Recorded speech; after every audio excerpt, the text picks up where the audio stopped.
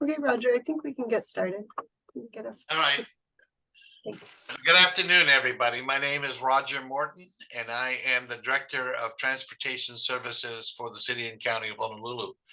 Today, we're going to have a presentation today on our Kilauea Avenue Complete Street Project. And we're really here to listen to our community. We haven't got any preconceived notions. This is really at the very beginning stage of our study of our Kilauea Avenue, and just a little bit about what we're trying to do tonight. Kilauea is a beautiful street. We hope that we want to make it a complete street. A complete street is a street that works for everybody. It works for our motorists. It works for our pedestrians. It works for our bicyclists and all the other people, our freight users, our transit, everybody that uses the road. We think that right now the street is a great canvas for us, and we're really here to hear your ideas. My staff is going to be providing a presentation, and then we're going to have many opportunities for getting your reactions and your views on what we should be doing in Kahala. So without any further ado, I'll turn it back to Renee, and we can start this journey.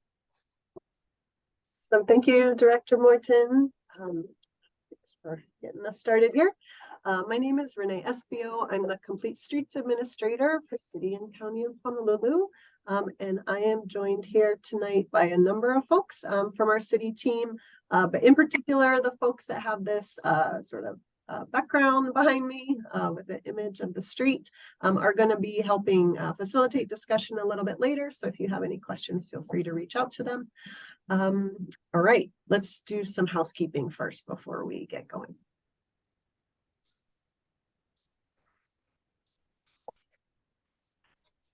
Daniel, thank you. Okay, so we are recording the meeting. Everyone, please remain muted unless you are speaking.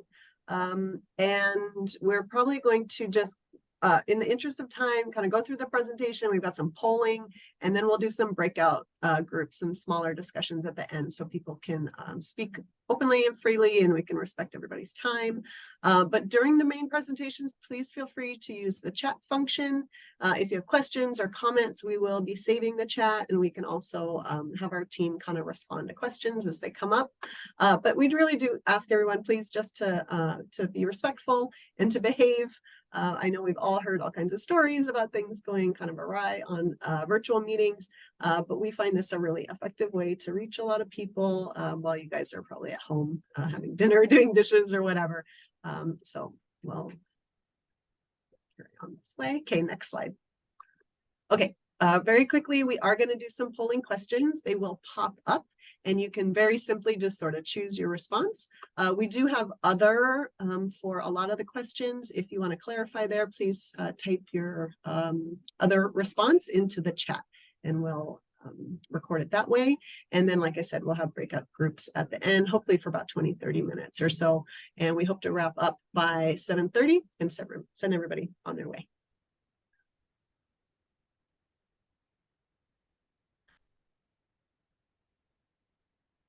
Okay, before we get started here, let me run a couple quick polls just so you guys kind of get the hang of this and we learn a little bit about who is here. Okay, so our first poll tonight is really, about how often you use Kilauea Avenue. Whether it's daily, weekly, monthly, yearly, and hopefully not never, or you wouldn't be here at this meeting tonight.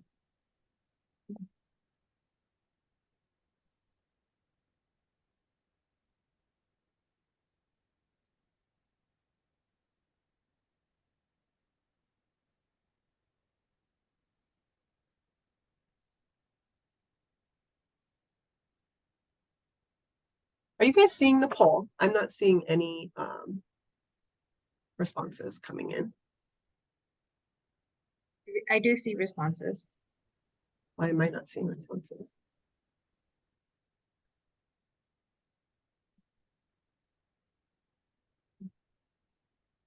Okay, can you tell me when we're just about at the end there? For some reason it's not calculating on my end. We're at 28 of 29 people. So Okay, you can- I'm gonna end the poll. Okay, and share the results. Someone's gonna have to read this. It's not showing up for me. You guys see the results? Yes, we're at 96, so I think that would be good. About 50% are using it daily, 21% are using it weekly, 21 are using it monthly, and 7% are using it yearly. Right. So definitely got some neighborhood folks here. Thank you. Okay, let's move on to the next one. All right. The second poll is your relationship to the area.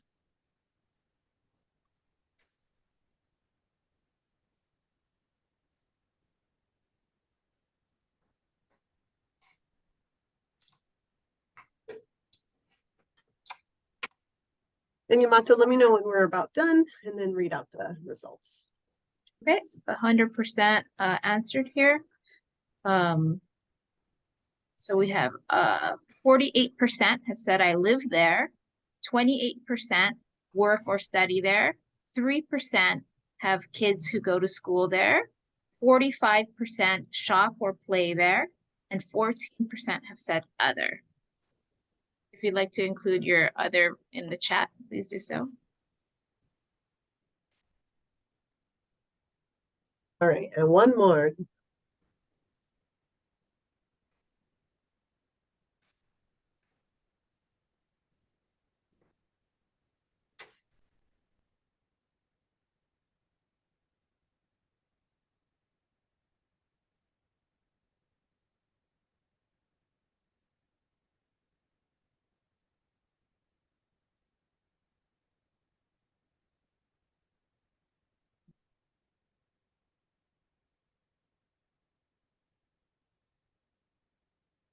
Okay, we have 79% who drive or carpool, 25% walk, 14% use transit, 4% use Uber, Lyft, or taxi, 21% bike, and 4% use other wheeled device. All right, good to know. Okay. Okay, thank you. So now we know how the polling works. We got a little bit of information about who's in the room. Okay, so taking one step back, what are complete streets? I think many of you are probably familiar with the concept by now. This has been a city program for about, 10 years or so. But for those of you that are new to complete streets, it is a roadway design approach that basically says that we don't just design streets for moving cars, that there are many other functions that our streets can serve, including different types of travel modes, moving people on transit, bikes, by walking, but that streets also have other functions outside of even just transportation. We know there are places where businesses welcome customers, where neighbors often interact and get to know one another. And then there's also some natural ecosystems there, right? We have flora and fauna and kind of natural environment trying to thrive within our urban areas. So this is a generic representation of one particular place, but of course, complete streets are sensitive to the environment they're in, and really no two streets are exactly the same. Honolulu does have a complete streets law that was passed in 2012, and it basically says that we must consider complete streets and designing our roads for all roadway users every time we touch a transportation facility. And so the most common way we do that is through our repaving and rehabilitation program, which is the instance of why we're here tonight. There are many reasons why we do this work. I'm not going to read through all of these, but sort of depending on your perspective, many people find value in more complete streets. But basically for us, this is a requirement, not a nice to have.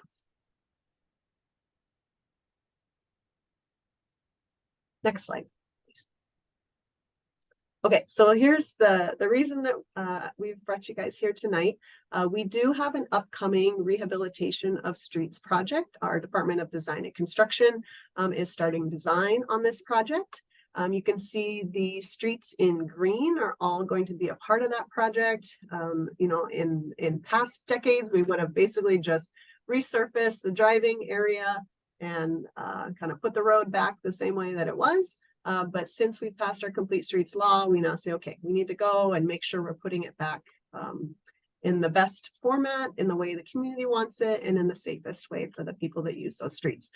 So we're going to talk a little bit about some of our different proposals on these other streets, but spend most of tonight talking about Kilauea Avenue. Next slide, please. So, you know, personally speaking, the most important reason that I think we do complete streets is for safety reasons. Unfortunately, we do lose about one person a week on Oahu, just trying to get around. This is something that I think a lot of us may be desensitized to, something that we just, you know, sort of accept as part of daily life in the US. But when you really think about, you know, whether someone should die from, you know, going to school or going to the store, it's really, you realize that it's really pretty unacceptable, and that we really should be more proactive about designing our streets for the kinds of driver behavior that we really want and that's most appropriate for our communities. Next slide. And we do know that those impacts do not fall equally upon everyone. Unfortunately, pedestrians and people walking are disproportionately impacted. That's probably not surprising, given that they are most vulnerable. They're not surrounded by, you know, a ton of steel. And we also know that we disproportionately injure and kill our kupuna out on our streets. And so this is obviously not a pono situation to be in, and something that we are trying to correct on our island. Next slide. We have done a lot of studies on this problem in recent years, and we're really starting to understand what some of the major contributing factors are, and really some of the common roadway characteristics. So this is a excerpt from our recent Oahu pedestrian plan, and where we really looked at roadway characteristics for our high pedestrian injury locations. And not surprising, we're really seeing a concentration of these problems on our streets with 4 or more travel lanes. There are various reasons, but the primary one really being speed. Cars can really get up to pretty high speeds on these roads.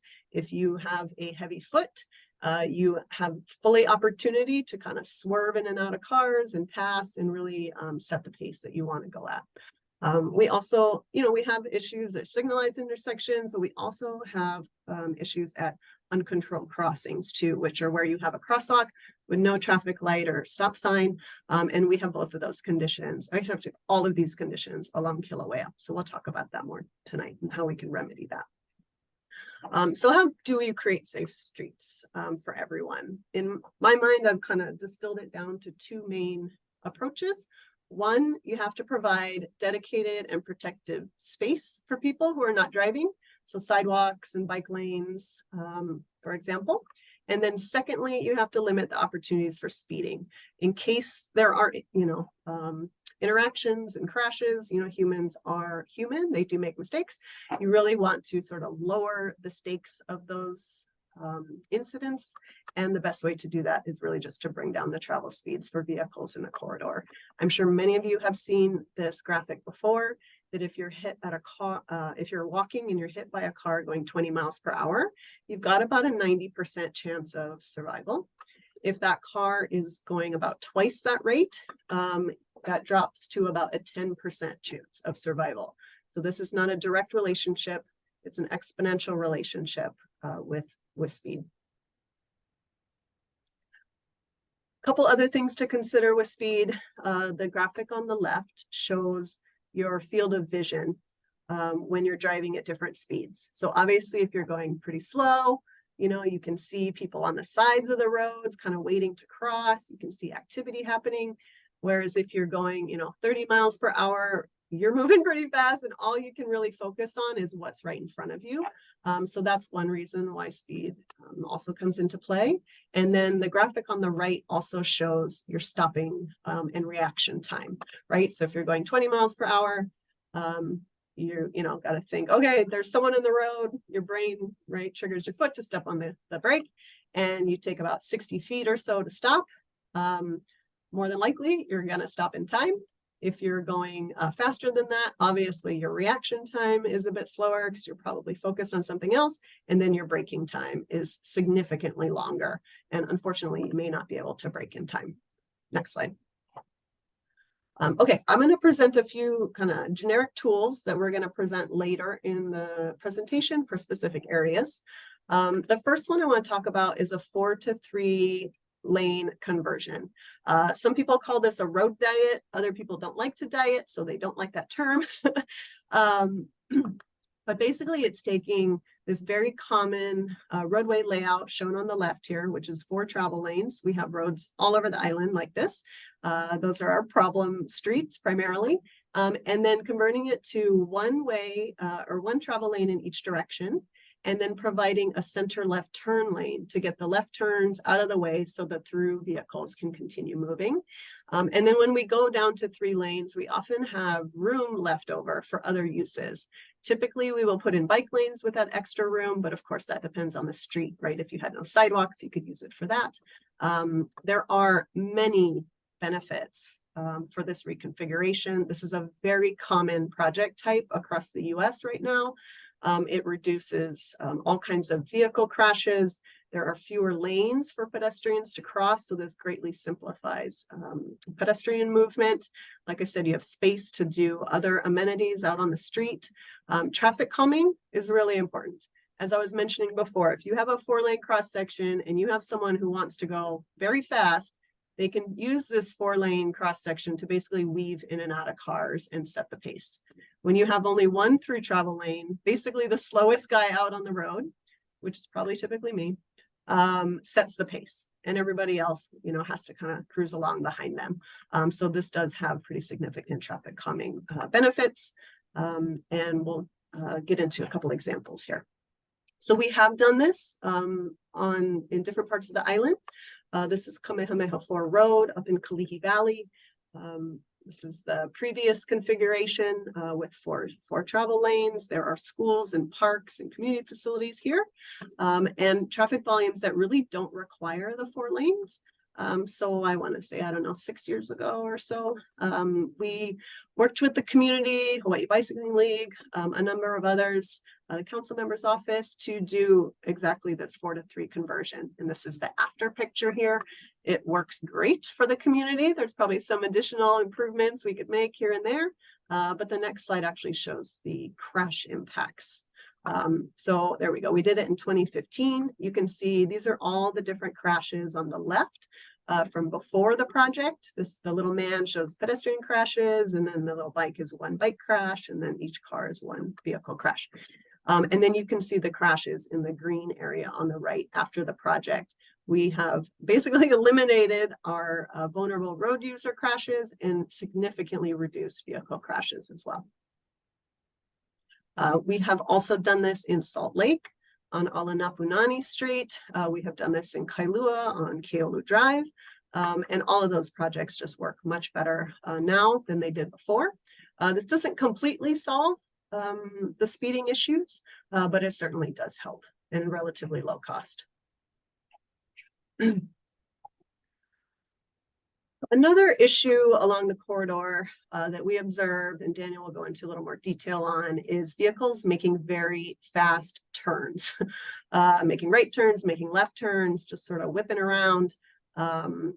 There are emerging strategies on how to deal with this, and some as simple as putting this little yellow and black kind of, I don't know what you call it, little oval here, is basically like a speed hump, a little modular speed bump that you can put out in the intersection, and it basically just forces cars to make more of a right angle turn instead of a big sweeping turn. So they have to take it at slower speed.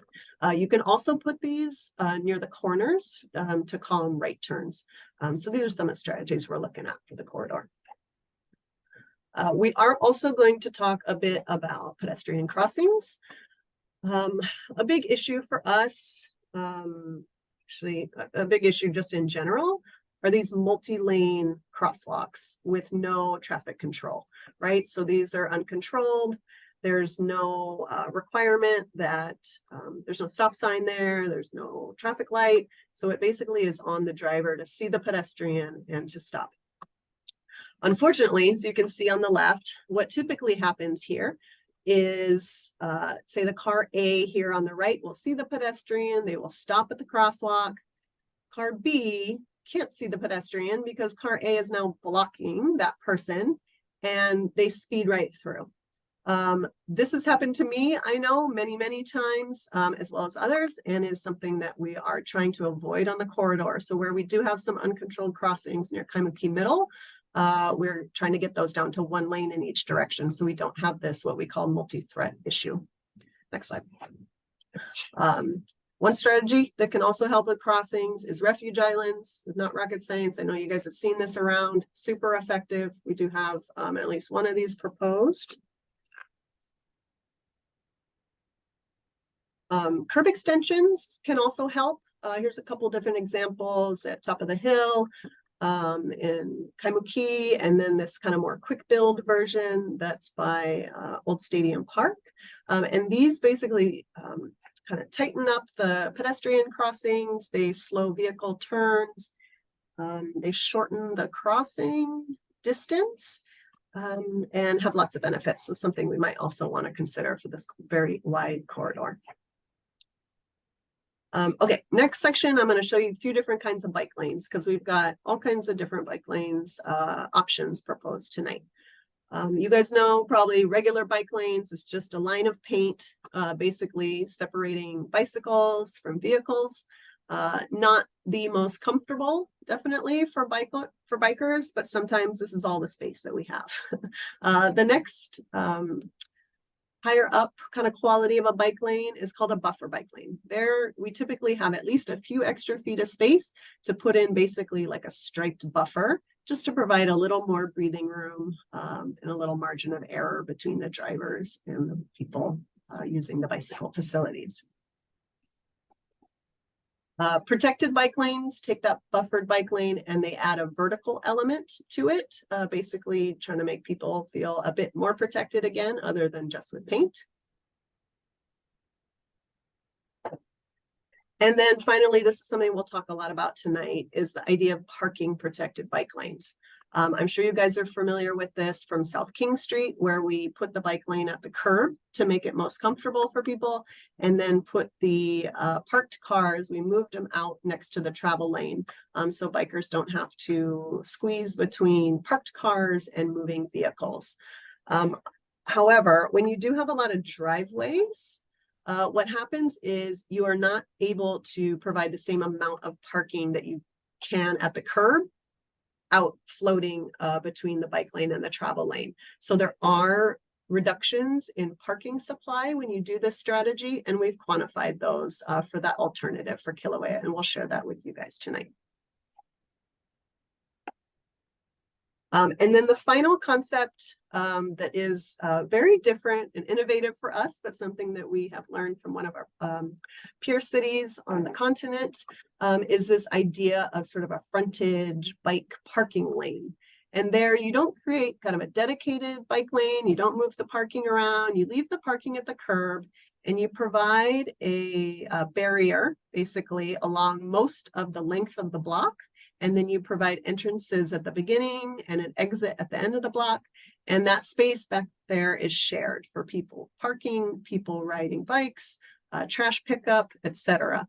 Has good traffic calming benefits, and you can use different barrier types. There's concrete shown here in the lower left. And then this graphic shows kind of paint with posts. So we'll talk about that more later too. We are happy to share that we are seeing a lot of safety benefits for all roadway users when we're putting in our protected bike facilities. This is data from the King Street protected bikeway that went in nearly a decade ago. Interestingly, from before we did the project to after, our pedestrian crashes have been cut in half. So we're seeing a lot more bike ridership, and the rate of bike crashes is down, but the rate of pedestrian crashes is also down. So we are hoping to see these kind of benefits on other corridors as well. And then a little bit on kind of who we're designing for. I think we've traditionally designed for bicyclists that are very comfortable riding in traffic. They probably wear spandex. They are a small segment of the population. But we've done surveys here on Oahu, and we know that nearly half of people would be interested in biking if the facilities felt more safe and more protected. So just something to keep in mind. You know, we're always trying to make the facility as comfortable, as safe as possible, so we can attract as many people as we can to use it. And this is particularly important in this area, given the concentration of schools. So we've been out doing data collection observations in the area, and there are a lot of kids moving around in the morning and in the afternoon trying to get to school. We see, you know, 2-3 kids on an e-bike, on an e-scooter. So just keep that in mind too. That really should be our design vehicle for the project. And then to help us, next slide, to help us understand what improvements to do, we have been doing outreach. This meeting obviously is a part of that effort, and we'll continue to do consultation. But if you have other ideas of folks we should reach out to, please share. So in addition to community feedback, we also reference our adopted transportation plans for guidance on how to put our streets back differently. So the next slide shows our Oahu pedestrian plan that was done about a year ago. And then the next slide shows some analysis from that relevant to the area. We identified high pedestrian injury locations in that plan, and there is one spot here. It's a tier 2 high pedestrian crash intersection at 18th and Kilauea. So we will talk about that intersection as well. Next slide. The pedestrian plan also identifies priority walkway projects and the pedestrian priority network, where we are supposed to pay a bit more attention to pedestrians. So Kilauea is on that, as well as several other street segments that are being repaved and rehabbed. So for example, Harding Avenue is going to be part of that rehabilitation paving project. As part of that, we looked it up in the PED plan, and it basically recommends sidewalk improvements here. So as you can see the lower left, we are proposing sidewalk improvements on the school and district park side from 17th to 21st, where they're currently missing. Next slide. 22nd Avenue, similarly, we actually were going to do a bunch of sidewalk upgrades. We realize we don't actually own 22nd Avenue from Kilauea to Pu'upanini, so unfortunately we're not going to be doing that with this project, but we are considering the feasibility of this, improving this section from Pu'upanini to Diamond Head Road. So if you have feedback on that, please let us know, share it in the chat. Next slide. Malia and Ainakoa intersection is also on our PED priority network. This is an area we've traditionally had speeding issues. These are uncontrolled crosswalks here across Ainakoa with no control.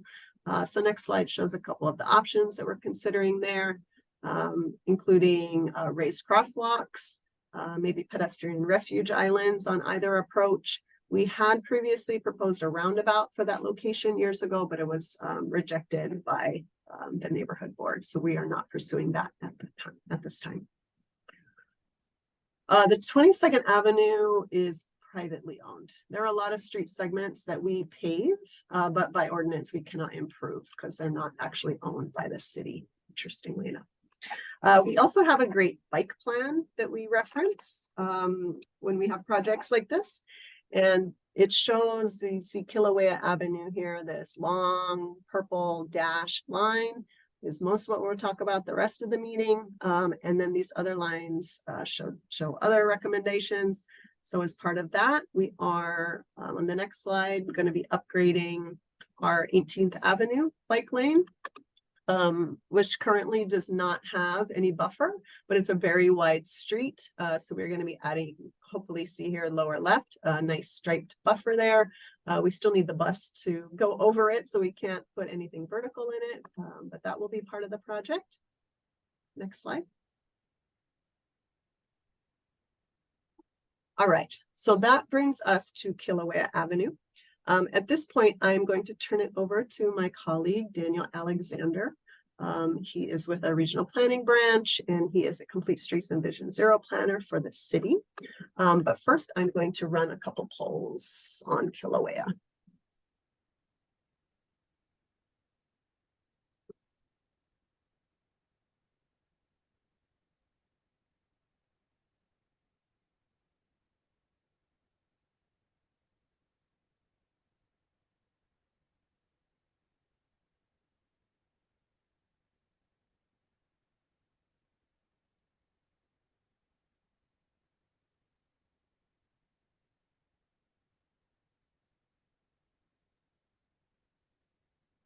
And this is multiple choice. You can select all you want.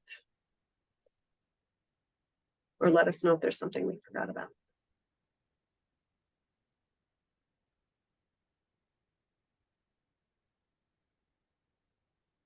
Yamata, how are we doing? Okay, we're at 85%. I can end the poll here and maybe you can see the results if I hit this. Is everybody? We have 4 people who haven't participated. Okay. Share results. I can do that. Okay. Do you see that button? Share results. I already clicked it. Is it not sharing? Is everyone able to see that? Okay, thanks, Grant. So 20% say good sidewalks, 20% say lots of parking, 50% say good traffic flow, 43% say mature trees, and 50% say the places it connects. So we've got some things to work with here. Like Roger said, it is a beautiful street in some ways. All right, next one. Let's do the flip side. What do we need to improve upon?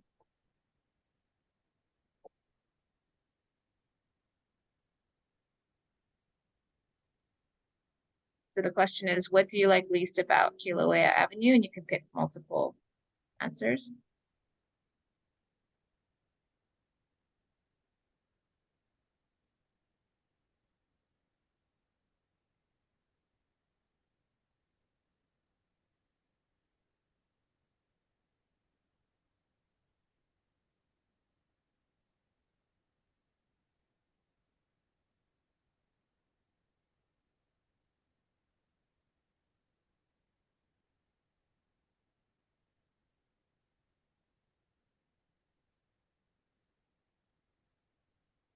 Okay, we're at 85% have responded. End the poll here.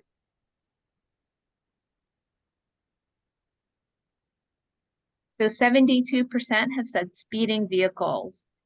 48% say wide pedestrian crossings. 55% say drivers failing to yield to pedestrians. 41% say no bicycle facilities. 28% say lack of shade. And 17% say congestion. Excellent. Thank you for that. Okay, Daniel, take us away with our proposed design changes, design options. All right, hello everyone. Thanks for your time tonight. I'm going to go through some existing conditions and analysis we've been conducting. And we do have some concepts that we're going to be sharing. But as our director mentioned at the beginning, we are at an early stage in this, and we really are looking to hear what you think and shape what the ultimate best solution is for Kilauea Avenue.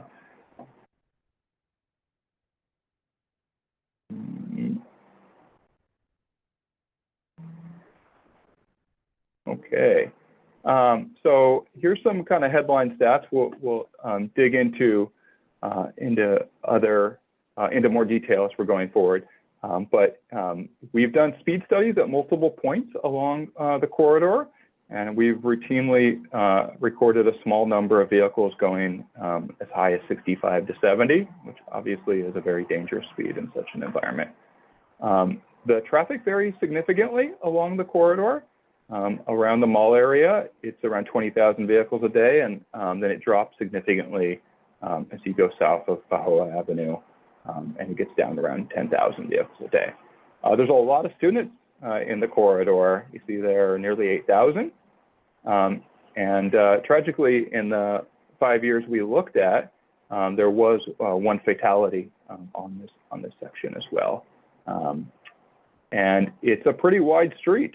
So it's from curb to curb, it's a 78-foot wide span.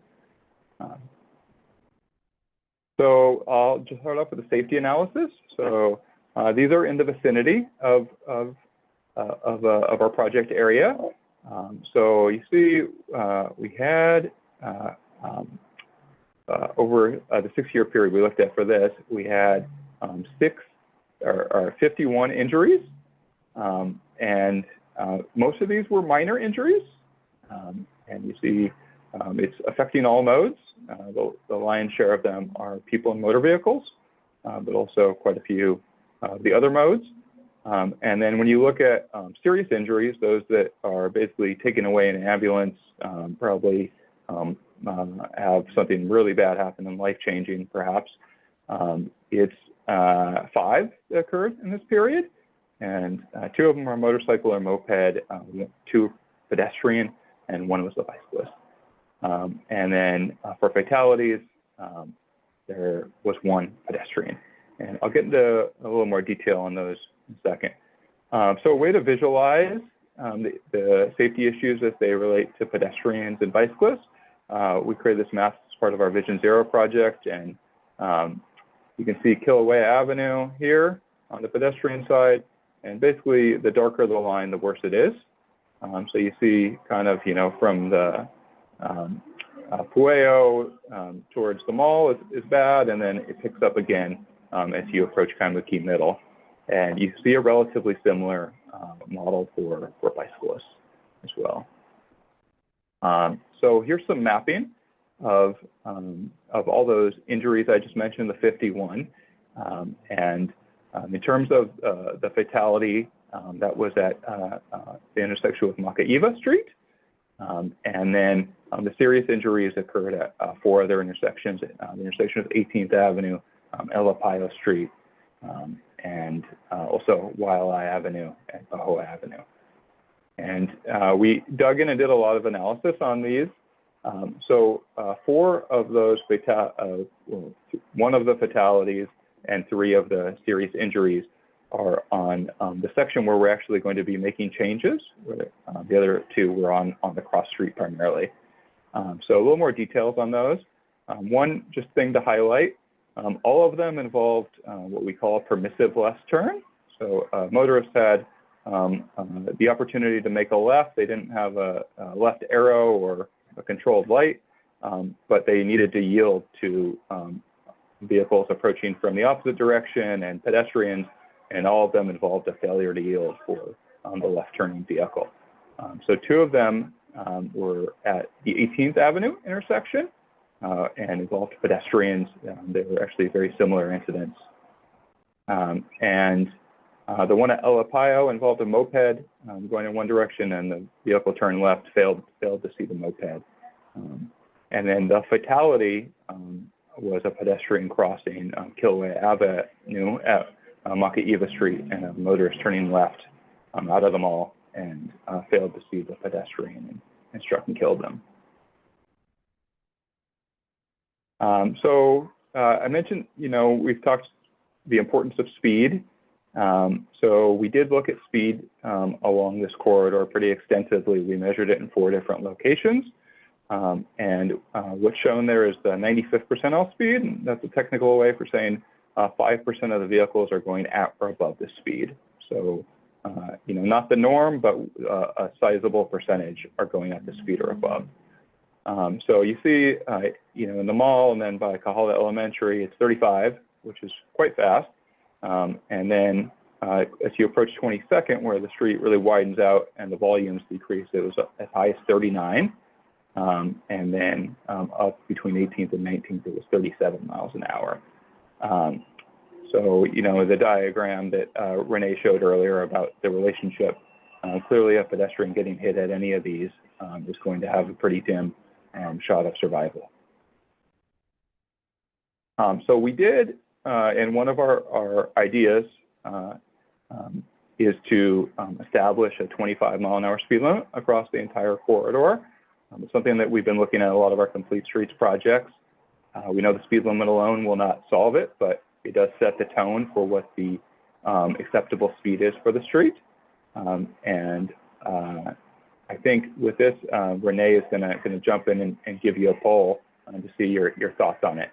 I'll just note the speed limit's 30 miles an hour now, and around the schools during school times, it does go to 25.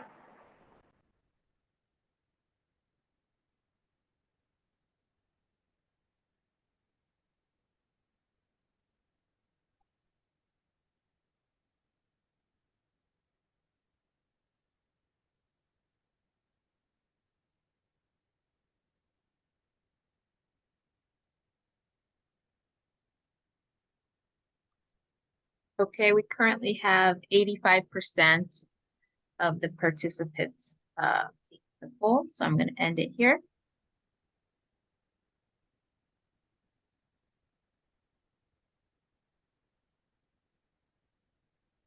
And it says 72% support, making it 25 miles per hour. 21% would like to keep it as is. 7% would like to even go lower.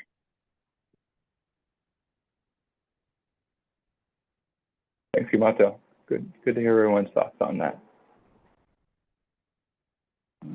Sorry. Okay, so another important thing, part of the speed studies was we corrected traffic volumes as well. They're shown in the same locations there. You can see, and probably anyone that uses this street with some routine nature, your experience of traffic along it probably aligns with this. So in the zone near the mall, between Makaiva and Waialae, it's a little over 20,000 vehicles a day. And then just south of Pahoa, it drops really drastically. It drops down closer to 12,000 feet. And then as you continue along the corridor, it kind of stabilizes in the 8,000 to 9,000 range as you go up towards 18th. And just to note, we not necessarily for all these 4 locations, but along this corridor on multiple locations, we have data over a long period, and it shows that volumes have been relatively consistent going back to 2016 to 2023. And it's just another way to visualize that, kind of put it in a graph form. So you can see there the Makaiva to Waialae section with the 20,000 vehicles a little over, and then that dropping as you go south of Pahoa and then continue further. So another important thing we did was we did a queue study.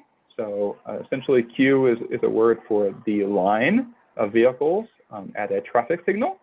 And a queue study measures the maximum point before the light turns green. So everyone's waiting there, the vehicles are all getting in line or the queue. And we measure at the highest point right before the green phase begins. And so we looked at that at 4 intersections where we had the highest level of concern based on our traffic volume data. This is the one of greatest concern. It's partly due to signal operations. Waialae Avenue gets a large portion of the signal operation green time. And what's shown there on the right is a visualization of the queues. The longest that were observed, and then the average queue. So you can see even at its longest point, the queues were getting close to Makaiva, but they were not making it that far back. and the average were somewhere mid-block. And there's a heavy imbalance for lane utilization too.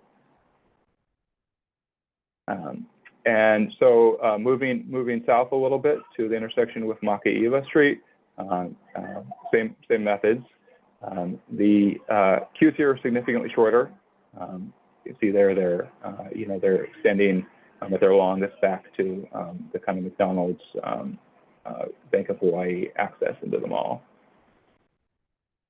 And then looking at the intersection with Pahoa Avenue, you see the queues are much smaller. And we've, to be expected, the volumes as we showed are about 60% here, that they are just further north. So we'd expect the queues to be much shorter. And then we also looked in the southbound direction. So to start, all those were in the northbound direction. We looked because that was when the most acute peaks were, and also when anecdotally we knew the highest level of congestion was being experienced. But during the AM, we did look as well, and this is the intersection with Pueo, and you see here very small queues there. Often maybe 3 vehicles at most is what you're going to be seeing. So this is the current kind of layout for, it's a little simplified, but this is the current layout of Kilauea Avenue in our project area, so you understand the current lane configuration. So you, basically from 22nd on to Waialae Avenue, it has a relatively consistent cross-section. You do have the section that is undivided, but once it's divided at Hunakai, you have left turn pockets, and you have the 2 through lanes. And then between 22nd and 18th, that reduces where you have 2 lanes going towards downtown and 1 going back towards Kahala. And so at a high level, this is what we're considering for Kilauea Avenue. So there's a lot of nuances and details, but this was to just kind of help illustrate somewhat the general idea. So I will point out this is much more responsive to the varying traffic volumes that we see on the street. So you'll note that the section fronting the mall between Pahoa Avenue and Waialae is unchanged. You see the same lanes are there. So you're going to see traffic conditions essentially similar to what exists right now under this proposal. And that's because, that's where we were seeing the greatest amounts of traffic and where we thought the volumes really justified the lane utilization. And then south of Pahoa, that's where the idea is to reduce to 1 through lane in each direction. You'd still have all left turn lanes would be serviced by a dedicated left, so people wouldn't be waiting for lefts. And that would essentially extend until 22nd Avenue. And then between 22nd and 18th, it would be to go to 1 lane in each direction, but for the left turns into Kaimuki Middle and the left turns at 18th are both heavy during certain times of day, there would be a left turn pocket provided. So just cut out a high level. So these are the road diet guidelines. This is from Federal Highway Administration. This is really kind of standard practice now in transportation, engineering, and planning. And we're in the section where we're proposing to go to the road diet configuration. We're either in this, the green, or we're in the blue. Either of those are considered very good candidates for this type of configuration for getting safety benefits without delay. So I'm going to go over these sections in some detail, and I realize I'm going to have to be quick, so I'm going to skip over. We have some of the significant places there noted on these slides. I'm going to skip over those. You guys know the neighborhood, and I'm going to get into describing the plans here. I am going to be moving from 18th Avenue to Waialae. So we're going to be looking at these in sections starting with 18th to 22nd. So it's the area, fronting Kaimuki Middle. And so the concept here is generally to go to 1 through lane in each direction, but you'll see that The left turn, a long left turn pocket is provided at 18th Avenue to service the left turn lanes. And then the school also has a significant amount of left turn traffic associated with pickup and drop off. And a left turn pocket is provided to service that traffic to ensure through traffic can get by. One really important thing I'll note here is we are getting in a crossing island. So pedestrians would cross one lane, they would have a refuge or an island, and they would cross the other lane. And as Renee said, this is a really important and impactful safety tool. I will note too, it's a little hard to see the way that we draw plans, but this crosswalk on this side would actually be getting removed and consolidated with the one on the west side of the street, because that is going to be the improved and safer crossing. Okay, so moving now 20th, we're at 20th. You see, also just note there's a bike lane in the Mackay bound direction. There's no bike lane in the the downtown bound direction, and there's a bike lane in the Kahala bound.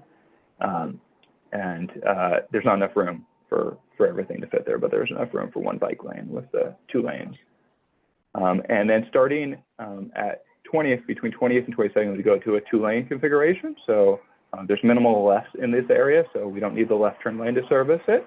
And the parking fronting the park would remain 100% as is along this section.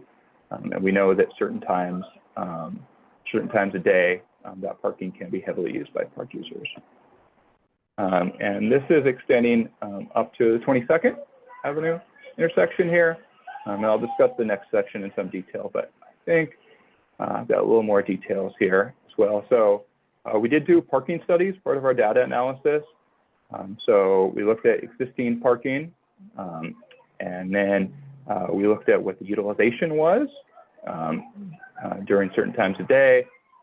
And then we looked at under the proposed how much parking they'd be available. And note, these are estimates. So you see around 47 spots currently available. There is parking on the Malka side, but technically that's the unimproved walkway, and it's not legal parking, so it's not noted here. You see it's 47. Utilization, when we did our studies, was low, so we do know that the park can generate periods of high use, but so there's a reduction in 10 parking spots, so still 37 parking spots in this area provided on the Mackay side exclusively. So I'm going to jump into the next section here. And this is where street is currently 4 lanes, and I have pictures of the existing. Yep, so I have a little diagram there existing. So this is the section that's undivided, and it's wide, it's 4 lanes. So you see existing on the top, you know it, I'm discussing in more detail. And so we've put together a couple alternatives here for consideration. So the first is that 4-to-3 conversion. So 1 through lane in each direction and a center left turn lane that would allow folks to turn into intersections and driveways and remove the lefts from blocking through traffic and maintain the capacity of the street. And then a buffered bike lane, so that there's enough space to provide a bike lane plus a striped area. And then parking would remain on the curb where it is right now without any parking changes.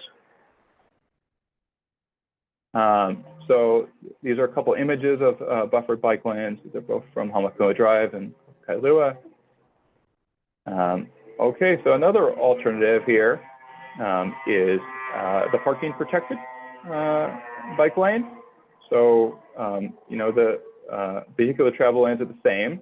The main difference is that the parking would be next to the travel lanes, and it would protect the bike lane, which would be on the curb. So someone parking would park out here, and they would cross the bike lane on their way to and from their car. And this would provide a physical barrier between bicyclists and the traveling vehicles. So here's an example of that, also Hamakua Drive. And you can see there, vehicles parked and the bike lane goes behind them. And Renee mentioned this, but I'll flag it again. One thing when you do the parking protected bike lane is you have a line of sight issue that you have to address. So every driveway, you need more of a setback because those vehicles parked out are limiting the visibility of the bicyclist. And so you need a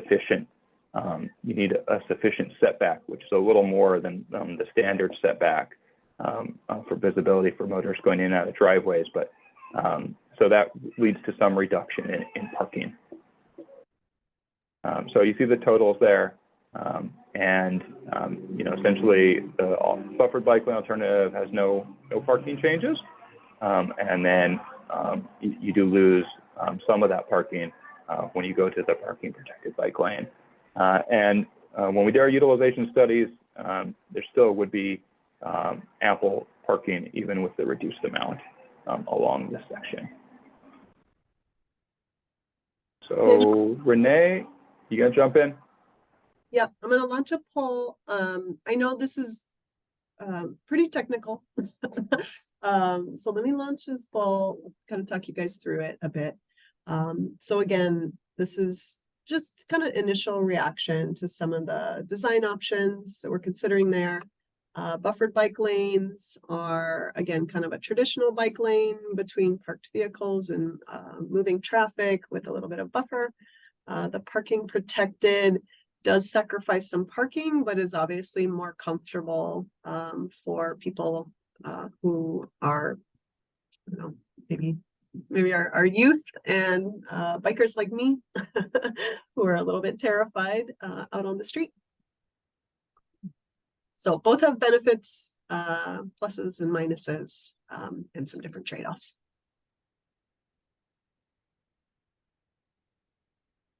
So we have, okay, 87% have participated in the poll. And the poll here. 61% would like to see the buffered bike lanes, alternative 1. 21% has chosen alternative 2 with the parking protected bike lanes. 7% say leave it as is, and 11% are not sure. Thanks, Yamato. Yeah, appreciate everyone's input. We'll have more opportunity during our breakouts to discuss in more detail. Okay, so jumping forward, we're continuing towards Waialae Avenue. Next section here, you introduce a median. Some images there. This image on the right is right by Kahala Elementary, and just to note that is a significant use of the street is associated with the drop-off pickup periods for Kahala Elementary that curve services. I'll jump into the alternatives here. So I already talked you through the buffered bike lane. That's basically continue that along this section. The main difference is now we have a median in this area, but same idea.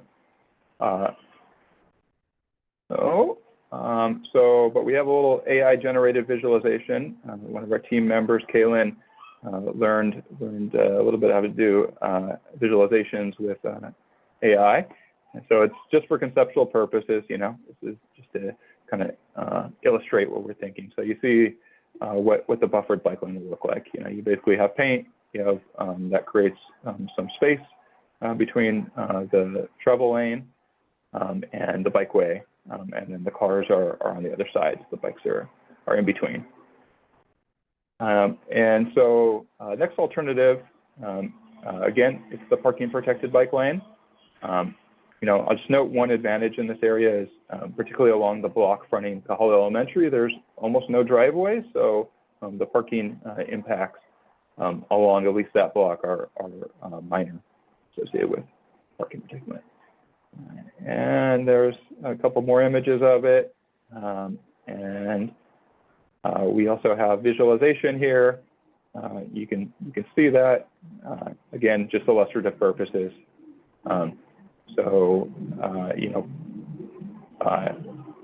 Parked cars separate the bicyclists on the curb, and the motorized traveling vehicles out in the street.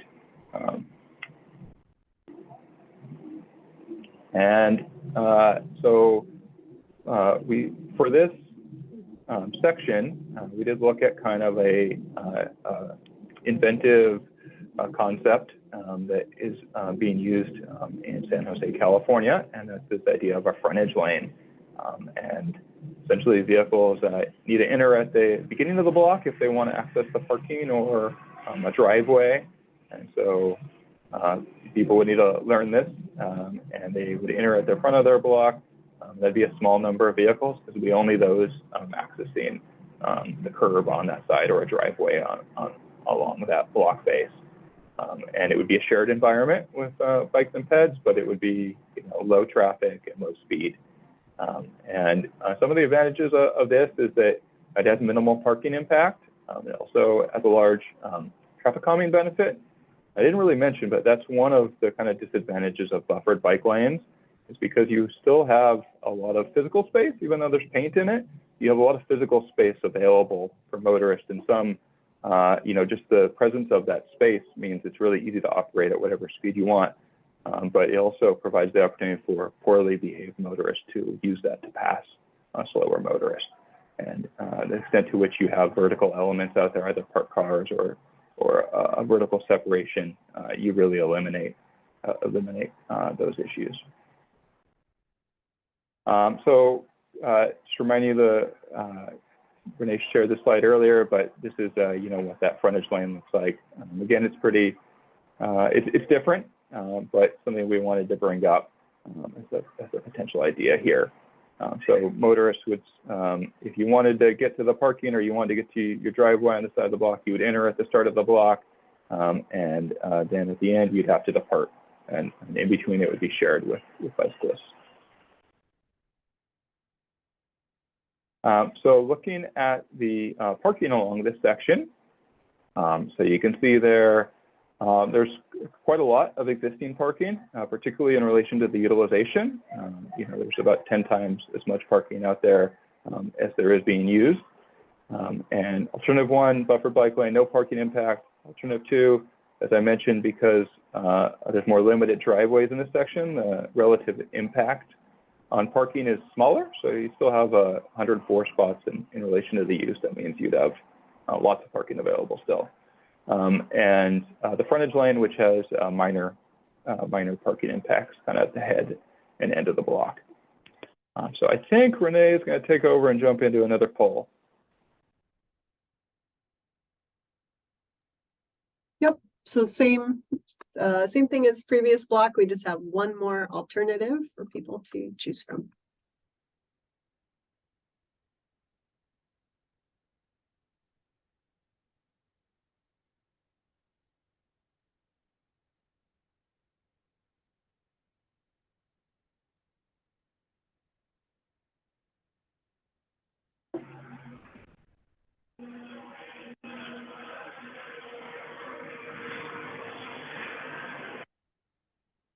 Okay. Daniel, sorry, 87. Daniel, a lot of background noise. I'm going to end the. So 90% of the participants answered this question. What design option do you prefer for Hunakai Street to Kilauea Avenue? 36% said alternative 1, buffered bike lanes. 25% said alternative 2, parking protected bike lanes. 18% said alternative 3, the frontage parking bike lane. And 11% said leave as is, and 11% said not sure. Oh boy. Hard decisions there. Okay, thanks everybody. Thank you, Yamato, and thank you everyone for giving your thoughts there.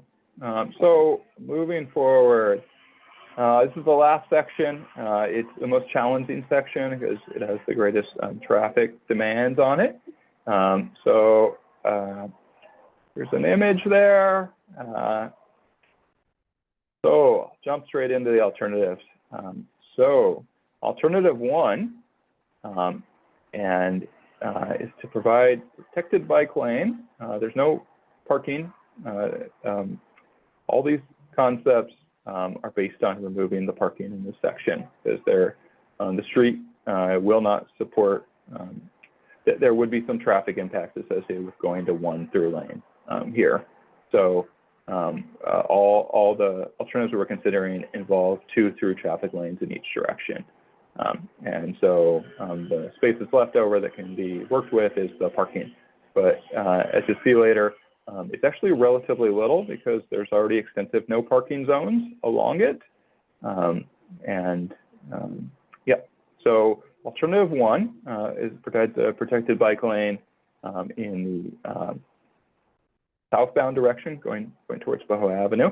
And then in the northbound going towards Kilauea Avenue provides a protected bike lane up to Eva, and then would widen the sidewalk to provide a shared use path going up to Kilauea.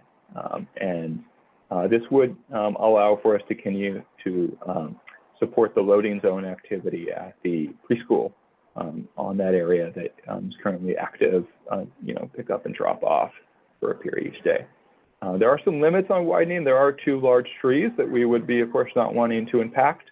That would mean the sidewalk couldn't be widened along all sections, but there is, for the most part, space to widen the sidewalk. Alternative 2 is it stays the same for bicyclists going in the southbound direction.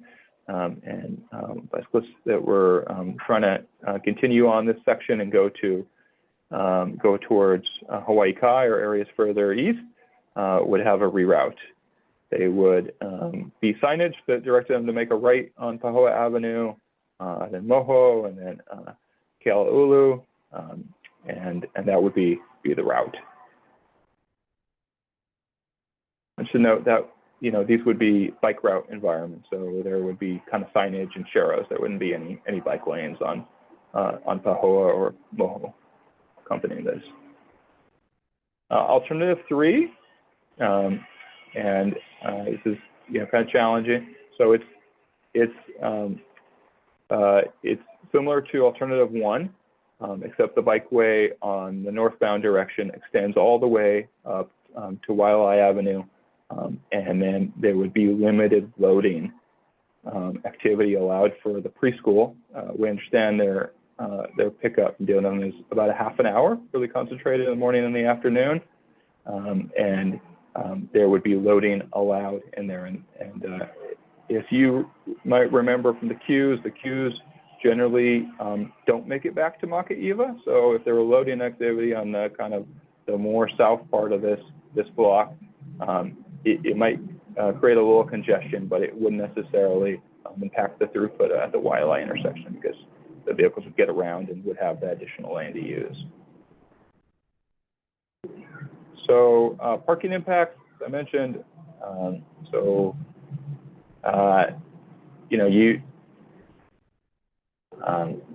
existing parking on this section. So there's about 34 spaces in total. We did see, this for any section, this had the highest utilization. It was at 50% of the available parking. Then the alternative 1, you lose it all on the Mauka side. And I think, someone correct me if I'm wrong, but I think we actually have an error in here that I don't think we're going to have any of this parking on the Mackay side. Actually, I think it's zeroed out. Renee, jump in if I'm misspeaking. Yeah, this is an error in the slide. So alternative 1, the parking goes away.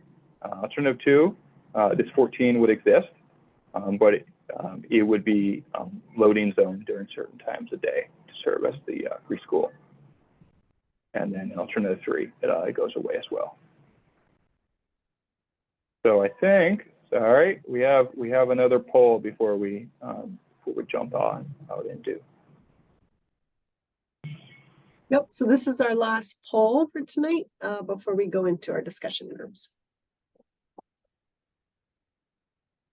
This is multiple choice. It's a little different than the other areas because we could do a couple of these. We could do the bike detour and widen the sidewalk. depending on where people are headed to. So if you want to bundle some of them together, you can.